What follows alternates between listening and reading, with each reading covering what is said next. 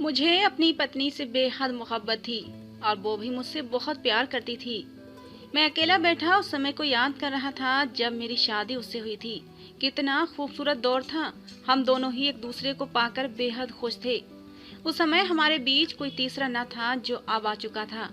अभी कुछ देर पहले ही मेरी पत्नी ड्रेसिंग टेबल के सामने बैठी मेकअप कर रही थी। मैं बेड पर तकिया बेड के किराउन से लगाए उसे बड़े गौर से तैयार होते हुए देख रहा था। रोजाना वो रात के 10 बजे तैयार होकर अपनी दोस्त के घर जाती थी। मेरी पत्नी श्रेया बहुत ही खुशशक्ल औरत थी और उसे मेकअप करने का ढंग भी आता था। तैयार होने के बाद बहुत ही प्यारी लगती थी। जब से कार हादसे में मेरी टांग की हड्डी टूट गई थी, मैं तो मोहताज होकर रह गया था। मेरी पत्नी ही अपनी दोस्त के साथ मिलकर रात को ऑनलाइन कोई काम करने जाती थी। कभी रात के 1 बजे, कभी 2 बजे और कभी कभी तो सुबह 4 बजे के बाद ही वापस आती थी। वो काम करती थी और घर का खर्चा चल रहा था। मेरी टांग पर प्लास्टर चढ़ा हुआ था। 6 महीने का बेड रेस्ट डॉक्टर ने बताया था। दिन भर चिड़िया घर के कामों में और मुझे संभालने में गुजार देती और रात होती तो ऑनलाइन बिजनेस के लिए अपने दोस्त के घर चली जाती। लेकिन जब तक वो घर से वापस रहती मेरा दिल बेचैन रहता था। मुझे ये समझ नहीं आता था कि ऑनलाइन बिजनेस के लिए मेरी पत्नी इतना मेकअप करके तैयार होकर क्यों जाती है। मेरी पत्नी को उसकी दोस्त का ड्राइवर ही लेने आता था और वही वापस छोड़ जाता था। मेरे लिए ये बहुत बड़ी मजबूरी थी कि मैं इस वक्त अपाहिज था। मैं ये सोच रहा था कि जैसे ही चलने फिरने के लायक हो जाऊंगा तो श्रेया को कोई भी काम नहीं करवाऊंगा। वो बेचारी मेरी खातिर क्या कुछ नहीं कर रही थी। एक बार मैंने श्रेया से कहा कि वो मुझे बताए कि वो ऑनलाइन काम कैसे करती है, मुझे भी सिखा दे। घर पर लैपटॉप मौजूद होता है, मैं भी उसके साथ वो काम कर लिया करूंगा ताकि घर बैठे बैठे आमदनी का कुछ जरिया बन सके। लेकिन वो कहती आप क्यों परेशान होते हैं, मैं कर तो रही हूँ। घर का किराया भी समय पर जा रहा है, खाने पीने की भी कोई कमी नहीं है। आप भी डॉक्टर के पास रेगुलर चेकअप के लिए जा रहे हैं, फिर क्यों परेशान होते हैं। मैंने कहा मैं फ्री बैठे बैठे बोर हो जाता हूँ। मुझे पता है अगर तुम मुझे थोड़ा सा भी आइडिया दोगी तो मैं जल्दी ही वो काम सीख जाऊंगा। ऑफिस का भी तो सारा काम मैं ही संभालता हूँ। मेरी बात पर वो मेरे कंधे पर सर रखकर अपना हाथ मेरे गले में जमा लेती और कहती रोहन, हर काम मर्दों के करने वाले नहीं होते। कुछ काम ऐसे भी होते हैं जो सिर्फ औरतें ही कर सकती हैं। ये कहकर वो अजीब सी अंदाज में मुस्कुराई थी। इससे पहले कि मैं वजह पूछता वो मुझसे प्यार मोहब्बत की बातें करने लगती और मेरा ध्यान बटाने लगती। लेकिन मुझे ये नहीं बताती थी कि वो काम क्या करती है। सुबह जब वो वापस आती तो चेहरे पर बहुत ज्यादा थकान के आसार नजर आते थे। यहाँ तक कि उसका मेकअप भी हटा हुआ होता था। आते ही वो बेड पर अपना पर्स फेंक देती और वहीं बेड पर लेट जाती। जाहिर सी बात है पूरी रात जाग कर काम करने के बाद उसे एक लंबी नींद चाहिए होती थी। लेकिन मेरे नाश्ते की फिक्र उसे सुबह दोबारा उठा देती थी। मुझे अपनी इस बेबसी पर रोना सा आने लगा था जिसने मेरी पत्नी को थका कर रख दिया था। मेरी पत्नी दोहरी जिम्मेदारी से गुजर रही थी। एक बार श्रेया नहाने चली गई थी और उसका पर्स बेड पर ही पड़ा हुआ था। उसे अभी तैयार होकर काम पर भी जाना था कि एकदम पर्स के अंदर रखे मोबाइल की बेल बजने लगी। मुझे लगा कि उसके किसी दोस्त का फोन होगा। मैंने उसका पर्स खोला और उसका मोबाइल निकाल कर ऑन कर दिया। आगे से मुझे एक मर्दाना आवाज आई। उसने अभी हेलो ही कहा था कि फौरन से श्रेया वॉशरूम से बाहर आई थी। अभी भी उसने सर पर तौलिया बांधा हुआ था। मेरे हाथ में फोन देखकर बड़ी फुर्ती से वो मेरे करीब आई और फोन मेरे हाथ से झपट लिया और फौरन कॉल डिस्कनेक्ट कर दिया। ये देखकर मुझे बड़ी हैरत हुई थी। उसके चेहरे की उड़ी हुई रंगत देखकर मेरे दिल में अजीब से सवाल सर उठाने लगे थे। मैंने कहा क्या हो गया है तुम्हें, किसका फोन था। कहने लगी कोई नहीं, बस ऐसे ही कोई रॉन्ग नंबर था, कुछ दिनों से परेशान कर रहा है। मैं तो इसका फोन उठाती ही नहीं, खुद ही फोन कर करके थक जाएगा तो फोन करना बंद कर देगा। ये कहते हुए वो बीच बीच में अपना पर्स ले चुकी थी और दोबारा से अपने मोबाइल को पर्स में रख चुकी थी। फिर तौलिए से अपने बालों को आजाद किया और हेयर ब्रश अपने बालों पर चलाने लगी। लेकिन वो जल्दी जल्दी तैयार होने लगी। कहने लगी आज मुझे थोड़ा जल्दी जाना पड़ेगा, कल कुछ क्लाइंट्स ने आना है और उनके साथ डील करनी है। तुम परेशान मत होना, वापसी पर मुझे सुबह हो जाएगी। वो साथ ही साथ फुर्ती से मेकअप भी कर रही थी, साथ ही साथ मुझे ये सब कुछ बता भी रही थी। मैं कभी भी श्रेया पर शक नहीं कर सकता था। क्योंकि मेरे मुश्किल हालात में वो मेरा पूरा पूरा साथ दे रही थी। लेकिन आज उसके चेहरे पर मुझे एक अजीब सी बदहवासी नजर आ रही थी। मेकअप करते हुए उसके हाथों में कपकपाहट थी। वो जल्दबाजी में मेकअप कर रही थी। अभी उसे 15 मिनट ही हुए थे तैयार होते कि बाहर से ड्राइवर की गाड़ी का हॉर्न बजने लगा। मैं हैरान था, वो आज कितनी जल्दी आ गया। वो तो ठीक 10 बजे पहुंचता था। श्रेया जाने से पहले मुझसे कहने लगी, अपना ख्याल रखना और अपनी दवा समय पर खाकर सो जाना, जागते मत रहना। मैंने हाँ में सिर हिला दिया, लेकिन उस रात मुझे नींद नहीं आई थी। मुझे याद आने लगा, आज तक श्रेया ने मुझसे कभी कुछ नहीं छुपाया था। अक्सर उसके मोबाइल पर आने वाली कॉल्स मैं उठा लिया करता था और उसके घर वालों की ही वो कॉल्स हुआ करती थी या फिर उसकी सहेलियों की होती थी। श्रेया बहुत ही मिलनसार टाइप की औरत थी। उसकी दोस्तों का सर्कल बहुत बड़ा था, इसलिए कोई न कोई उसकी सहेली उसको फोन करती ही रहती थी। अक्सर वो किचन में काम में बिजी होती तो मुझसे कह देती, रोहन प्लीज फोन सुन लें, देखें कौन है। उसे कह दें कि मैं अभी काम कर रही हूँ, बाद में कॉल कर लूंगी। मैं फोन उठाता तो उसकी कोई न कोई दोस्त होती थी। ऐसा पहले कभी नहीं हुआ था कि मैंने श्रेया का फोन पकड़ा हो और वो झपट कर मुझसे फोन छीन ले। उसने अपना फोन ऑफ करके पर्स में रख लिया था। मुझे उसकी ये हरकत अजीब लग रही थी। मैंने नींद की गोली भी खाई, लेकिन फिर भी मुझे नींद नहीं आई थी। हमारी शादी को 4 साल हो चुके थे, लेकिन हमारे अभी तक कोई बच्चा नहीं हुआ था। मगर इसके बावजूद श्रेया ने दिल छोटा नहीं किया था। वो बहुत ही जिंदा दिल टाइप की औरत थी। हर वक्त हंसती और हंसाती रहती थी। कहती थी, बच्चों का क्या है, हो जाएंगे। उनकी खातिर हम अपनी जिंदगी को परेशानी में क्यों गुजारें।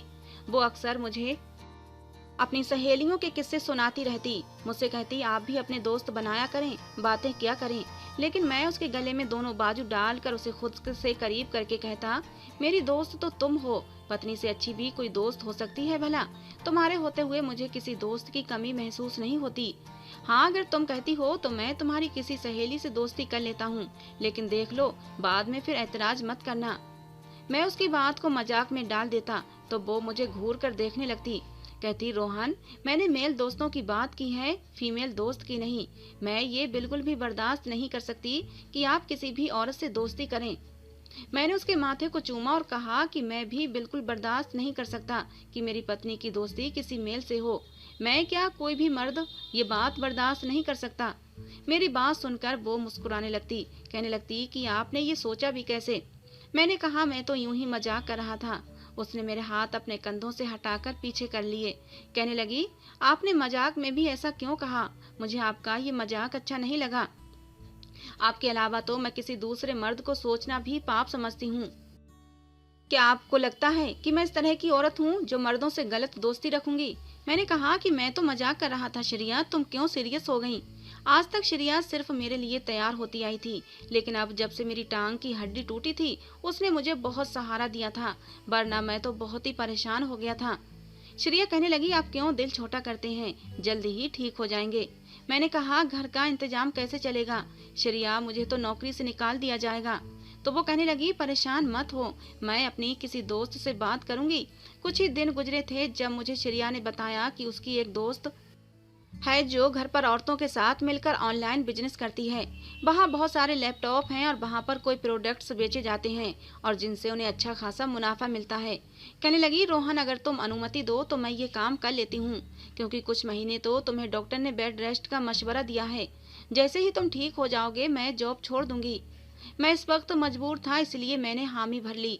मुझे लगा ऑनलाइन बिजनेस है, उसके लिए तैयार होने की कोई जरूरत नहीं होगी। लेकिन मुझे हैरत उस वक्त हुई जब श्रेया ने एक बहुत ही अच्छा सा ड्रेस निकाल कर रखा और साथ ही साथ मेकअप भी करने लगी। मैंने कहा, श्रेया, ये क्या कर रही हो? तुम्हें तो लैपटॉप पर काम करना है, फिर इतना तैयार होने की क्या जरूरत है? वो कहने लगी, बस कभी कभी क्लाइंट से वीडियो कॉल पर बात करनी पड़ जाती है, इसीलिए ये सब करना पड़ता है। उसकी बात सुनकर मैं खामोश हो गया। पिछले 1 महीने से वो ये काम कर रही थी और घर में किसी भी चीज की तंगी नहीं थी, बल्कि महीना खत्म होने के बाद भी मेरी पत्नी का पर्स पैसों से भरा होता था। मुझे समझ नहीं आती थी ऐसा कौन सा काम है कि मेरी पत्नी का पर्स हर वक्त पैसों से भरा रहता है। एक बार मैंने श्रेया से पूछा, श्रेया, तुम्हें तनख्वाह कितनी मिलती है? तो वो कहने लगी, ये तो क्लाइंट के ऊपर डिपेंड करता है, कभी कभी ज्यादा भी हो जाते हैं और कभी कभी कम भी। मैंने कई बार उसे कहा था कि वो मुझे बताए ये काम कैसे किया जाता है, मैं भी कर लेता हूँ। एक बार गाड़ी में ही तो बैठकर जाना होगा और मैं बैसाखी के सहारे थोड़ा बहुत चल फिर लेता हूँ। मैं भी तुम्हारे साथ चला जाता हूँ, तुम्हारा हाथ बटा दिया करूँगा। लेकिन मेरी बात सुनकर वो कुछ परेशान हो गई। कहने लगी, वहाँ सिर्फ औरतें होती हैं, कोई मर्द नहीं होता। ये सुनकर मैं भी कुछ रिलैक्स हो गया था, लेकिन आज अपनी पत्नी की बदहवासी देखकर मेरे दिल में अजीब तरह के बसबसे सर उठाने लगे थे। मुझे अपनी पत्नी पर शक नहीं करना चाहिए था। अब मुझे अपनी प्लास्टर चढ़ी टांग पर गुस्सा भी आने लगा था। काश कि मेरी गाड़ी का एक्सीडेंट ना हुआ होता और मैं यूं बेबसी से बिस्तर पर ना लेटा होता। मर्द के लिए ये तकलीफ कुछ कम नहीं होती। मैं श्रेया के बारे में सोचता तो मुझे अपनी सोच को बदलना पड़ता कि वो इतने मुश्किल समय में मेरी खातिर अपनी रात की नींद खराब कर रही है। मुझे उस पर शक नहीं करना चाहिए। खैर, ये 4-5 महीने भी गुजर गए। मेरी टांग से प्लास्टर भी उतर चुका था। मैंने भगवान का धन्यवाद किया क्योंकि अब मैं चल फिर सकता था। मेरी चाल में जरा सी लड़खड़ाहट थी, लेकिन फिर भी मैं नौकरी की तलाश में निकल पड़ा। लेकिन मेरे पुराने बॉस की कॉल मुझे आ गई। उन्होंने मुझे दोबारा नौकरी पर रख लिया। मैं बहुत खुशी खुशी घर लौटा था। लेकिन जब मैंने ये बात श्रेया से कही कि मुझे दोबारा नौकरी मिल गई है और अब तुम्हें कहीं भी जाने की जरूरत नहीं, तो बजाय खुश होने के उसका चेहरा बुझ गया था। मैंने कहा, क्या तुम्हें ये सुनकर खुशी नहीं हुई? मेरी बात पर वो जबरदस्ती मुस्कुराई थी। कहने लगी, हाँ मैं खुश हूँ। खाना खाने के बाद काफी देर तक हम बातें करते रहे, लेकिन जैसे ही रात के 9 बजे श्रेया तैयार होने लगी। मैंने कहा, कहाँ जा रही हो? तो वो कहने लगी, आपको नहीं पता, मैं अपनी दोस्त के घर जा रही हूँ। मैंने कहा, श्रेया मेरी नौकरी मुझे मिल चुकी है, इसलिए अब तुम्हें कहीं भी जाने की जरूरत नहीं है। वो मेरी मजबूरी के दिन थे जिसमें तुमने मेरा भरपूर साथ दिया था, लेकिन मुझे ये पसंद नहीं कि तुम अब काम करो। तुम घर भी संभालती हो, काम भी करती हो, तो देखो कितना ज्यादा थक जाती हो। मैं बड़ी मोहब्बत से उससे बात कर रहा था, लेकिन उसके माथे पर बल पड़ गए। कहने लगी, देखो मैं ये काम इतनी आसानी से छोड़ नहीं सकती हूँ। वो मुझसे नजरें चुरा रही थी। मैंने कहा, क्यों नहीं छोड़ सकती? हमारे बीच यही तो तय हुआ था कि जब मैं ठीक हो जाऊंगा और मुझे जॉब मिल जाएगी तो तुम अपना ये काम छोड़ दोगी। मेरी बात सुनकर वो बेड पर मेरे पास आकर बैठ गई। मेरे हाथों को अपने दोनों हाथों में ले लिया और बड़े प्यार से कहने लगी, देखो रोहन, उस वक्त हमें पैसों की बहुत जरूरत थी। तुम्हारी जॉब नहीं थी, तुम बीमार थे, इसलिए मेरी दोस्त ने मुझसे एक कॉन्ट्रैक्ट पेपर साइन करवाया था कि मैं 2 साल से पहले उसका काम नहीं छोड़ सकती, वरना वो मुझे काम ही नहीं देती। उस वक्त मुझे काम की जरूरत थी, इसीलिए मैंने वो कॉन्ट्रैक्ट पेपर साइन कर लिया और इसीलिए 2 साल से पहले मैं ये काम नहीं छोड़ सकती। ये सुनकर मुझे श्रेया पर गुस्सा आने लगा।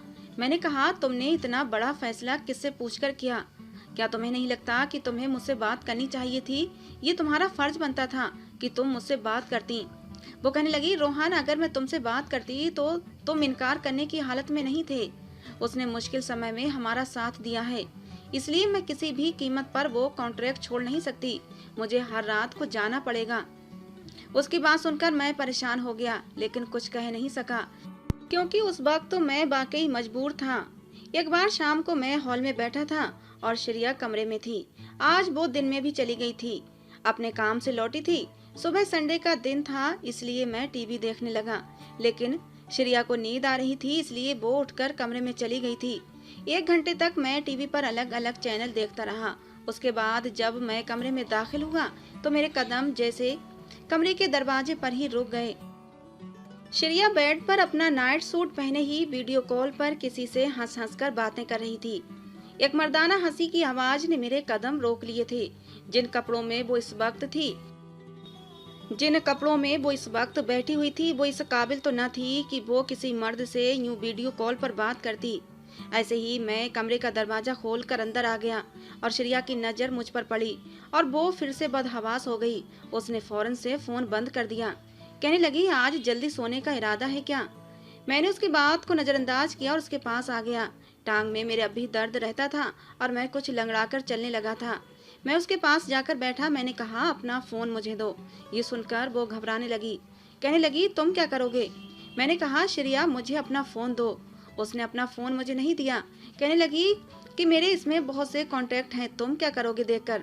मैंने कहा कि पहले भी तुम्हारे बहुत से कॉन्टैक्ट होते थे, लेकिन पहले तो तुमने कभी मुझसे मना नहीं किया था। मैं जानता हूँ श्रेया कि तुम ऑनलाइन काम करती हो और इस काम में तुम्हें मर्द और औरत दोनों से काम पड़ता होगा। मैं भी ऑफिस का काम करता हूँ, मेरे पास भी क्लाइंट मर्दों के साथ साथ औरतें भी होती हैं। और मैं इतनी पुरानी सोच का आदमी नहीं हूँ कि तुम मुझे यूं डरो। दिखाओ, मैं देखना चाहता हूँ कि तुम किससे वीडियो कॉल पर बात कर रही थी। मेरी इस बात के बावजूद भी शरिया ने मुझे अपना फोन नहीं दिया था। कहने लगी, मुझे नींद आ रही है और तुम भी सो जाओ। उसने फोन ऑफ किया और साइड टेबल की दराज में रख दिया। अपनी तरफ का लैंप बंद किया और सोने के लिए लेट गई। कुछ ही देर में वो गहरी नींद सो चुकी थी, लेकिन मुझे नींद नहीं आ रही थी। मेरे कानों में तो वो मर्दाना हंसी गूंज रही थी। उसके सोने के बाद मैं बेड से उठा, उसकी साइड टेबल की तरफ से मोबाइल निकाला और मोबाइल ऑन करने लगा। कुछ ही देर में मोबाइल ऑन हो चुका था, लेकिन मोबाइल पर लॉक लगा हुआ था। बिना पासवर्ड के मोबाइल खोल नहीं सकता था और ऐसा पहली बार हुआ था। हम दो ही तो लोग थे घर में, इसीलिए ना तो मैंने कभी अपने फोन को लॉक लगाया था और ना ही श्रेया ने। फिर अब क्यों उसके मोबाइल पर लॉक लगा था और जिसका पासवर्ड भी मुझे पता नहीं था। मैंने अलग अलग पासवर्ड ट्राई किए, लेकिन कोई भी पासवर्ड मैच नहीं हुआ था और फिर फोन नहीं खुला। अब मेरा शक श्रेया पर बढ़ने लगा था। मैंने मायूस होकर फोन वापस दराज में रख दिया। अब मैं सोच चुका था कि आज से उसे काम पर नहीं जाने दूंगा। पहली बार मेरा और श्रेया का झगड़ा हुआ था, जब रात को मैंने जिद पकड़ ली कि वो काम पर नहीं जाएगी। पहले तो वो मुझसे लड़ने झगड़ने लगी, कभी प्यार से कभी गुस्से से समझाने लगी कि मुझे अपना कॉन्ट्रैक्ट पूरा करने दो। लेकिन मैंने कहा, मेरे नजदीक किसी भी कॉन्ट्रैक्ट की कोई अहमियत नहीं है। तुम अपनी दोस्त से कह दो कि तुम्हारा पति तुमसे इस बात पर झगड़ा करता है और तुम अब और काम नहीं करोगी। मैं किसी भी बात पर राजी नहीं हुआ तो वो मेरे सामने हाथ जोड़कर विनती करने लगी कि मुझे 2 साल तक ये काम करने दो, लेकिन मैंने इनकार कर दिया। फिर वो मुझसे गुस्से में आकर चीखने चिल्लाने लगी और लड़ने लगी, लेकिन मैंने उसे साफ कह दिया कि मैं किसी कीमत पर भी तुम्हें जाने नहीं दूंगा। वो मुझसे नाराज होकर दूसरे कमरे में चली गई। कमरे का दरवाजा भी उसने लॉक कर लिया। रात देर तक मुझे उसके रोने की आवाजें आती रहीं और मेरे लिए ये बात काफी हैरान कर देने वाली थी कि ऐसा भी क्या काम था कि वो मेरी बात नहीं मान रही थी। आज तक उसने मेरी किसी बात से इनकार नहीं किया था। हमारे बीच बहुत प्यार मोहब्बत था, हम एक दूसरे को समझते थे। लेकिन अब तो मुझे शक होने लगा था। मैं जानना चाहता था आखिर मेरी पत्नी कौन सा ऑनलाइन काम करने के लिए अपनी दोस्त के घर जाती है। अगले दिन मैंने उसे कह दिया, ठीक है, मुझे तुम्हारी बात पर इनकार नहीं, तुम जाओ और 2 साल तक अपना काम पूरा करो। रो रो कर उसने अपनी आंखें सुजा ली थीं। कुछ खाया पिया भी नहीं था। मेरी बात सुनकर तो जैसे उसका चेहरा चमक गया था। वो फौरन से मुझसे लिपट गई। कहने लगी, मुझे पता था कि तुम मुझसे बहुत मोहब्बत करते हो, तुम मेरी बात जरूर मान जाओगे, मेरी बात से इनकार नहीं करोगे। बस 2 साल की बात है रोहन, फिर मैं ये काम छोड़ दूंगी। मैंने कहा, ठीक है, चलो जाओ और नाश्ता बना लो, तुमने भी कुछ नहीं खाया है और मैं भी रात का भूखा हूँ। ये सुनकर श्रेया फौरन से किचन में चली गई और अपने और मेरे लिए नाश्ता बनाया और वैसे ही हंस हंस कर बातें करने लगी जैसे पहले करती थी। रात को वो तैयार होकर चली गई तो मैंने फोन पर किसी से कहा कि गाड़ी का पीछा करो। ये कहकर मैंने अपना फोन बंद कर दिया। मैंने एक रिक्शे वाले से कह रखा था कि जैसे ही मेरी पत्नी गाड़ी में बैठकर कहीं जाए तो तुम उसका पीछा करना। और उसी रिक्शे वाले ने मुझे 25 मिनट के बाद फोन किया था। कहने लगा कि मैंने देख लिया है कि वो कहाँ जाती हैं। मैंने कहा, ठीक है। अगले दिन जब श्रेया फिर से तैयार होकर अपनी दोस्त के घर गई तो मैं भी बाहर आ गया। रिक्शा वाला वो रास्ता जानता था, इसलिए मैं रिक्शे में बैठ गया। लगभग 25 मिनट के बाद वो एक घर के सामने खड़ा हुआ था। कहने लगा, आपकी पत्नी इसी घर में गई थी। मैंने कहा, ठीक है, तुम यहीं कहीं अपना रिक्शा खड़ा कर लो, मैं अभी कुछ ही देर में वापस लौट कर आऊंगा। जहाँ पर मैं आया था यहाँ आबादी ज्यादा नहीं थी। रात के 10 बजे ही काफी सन्नाटा सा था। मैंने दाएं बाएं देखा तो कोई भी दिखाई नहीं दिया था, इसलिए मैंने एक दरवाजे को खोलकर अंदर दाखिल हो गया। अंदर काफी खामोशी थी। घर के अंदरूनी राहदारी की तरफ मैं बढ़ गया। वहां पर घर के अंदर मौजूद कमरे की खिड़कियां खुली हुई थीं। काफी कमरों की लाइट जल भी रही थीं। मैंने खिड़की खोलकर देखा तो वहां लड़कियां बेहुदा कपड़े पहने, फुल मेकअप किए, लैपटॉप पर वीडियो कॉल पर बात कर रही थीं और उनकी बातें भी बहुत ही घटिया टाइप की थीं। वहां मौजूद लड़कियां और लड़के और औरतें सभी की सब बहुत ही खूबसूरत थे। मैं समझ चुका था कि मेरी पत्नी क्या काम करती है। वो लड़कों और मर्दों से पैसे लेकर उनसे वीडियो कॉल पर बात करती है, उनका दिल बहलाती है, उनसे दोस्तियां करती है और इसी जरिए पैसे कमाती थी। ये सब देखकर और ये जानकर मुझे श्रेया पर गुस्से आने लगा। शायद उसे पाप की लत लग गई थी। उसे ये सब करने में मजा आने लगा था, क्योंकि गंदा काम हमेशा इंसान को अपनी तरफ खींचता है। मैंने दूसरी खिड़की खोली तो वहाँ श्रेया बेड पर लेटी हुई थी और सामने ही लैपटॉप पर एक हैंडसम सा नौजवान उससे मोहब्बत भरी बातें कर रहा था, और वो भी हंस हंस कर सुन रही थी और साथ ही साथ उस लड़के से पैसों की डिमांड भी कर रही थी। वो लड़का श्रेया से कह रहा था, ठीक है, अपना अकाउंट नंबर दे दो, मैं अभी पैसे भिजवा देता हूँ, लेकिन बदले में श्रेया को उसकी शर्त माननी पड़ेगी। न जाने वो आदमी कौन सी बेहुदा फरमाइश श्रेया से कर देता कि तभी खिड़की खोलकर मैं अंदर कूद गया। मैंने फौरन से लैपटॉप बंद किया। श्रेया मुझे देखकर बदहवास हुई थी। मैंने कहा, तुम ऑनलाइन ये काम करती हो, तो ये तुम्हारा कॉन्ट्रैक्ट था? श्रेया मेरी बात सुनकर रोने लगी। कहने लगी, पहले ये काम मेरी मजबूरी था, लेकिन अब मुझे इस काम की आदत हो गई है। मुझे मर्दों से बातें करना अच्छा लगने लगा है। उनके मुंह से अपनी तारीफें सुनना मुझे अच्छा लगता है। रोज रोज नए नए मर्दों से बातें करती हूँ तो मेरा भी मन बहलता है।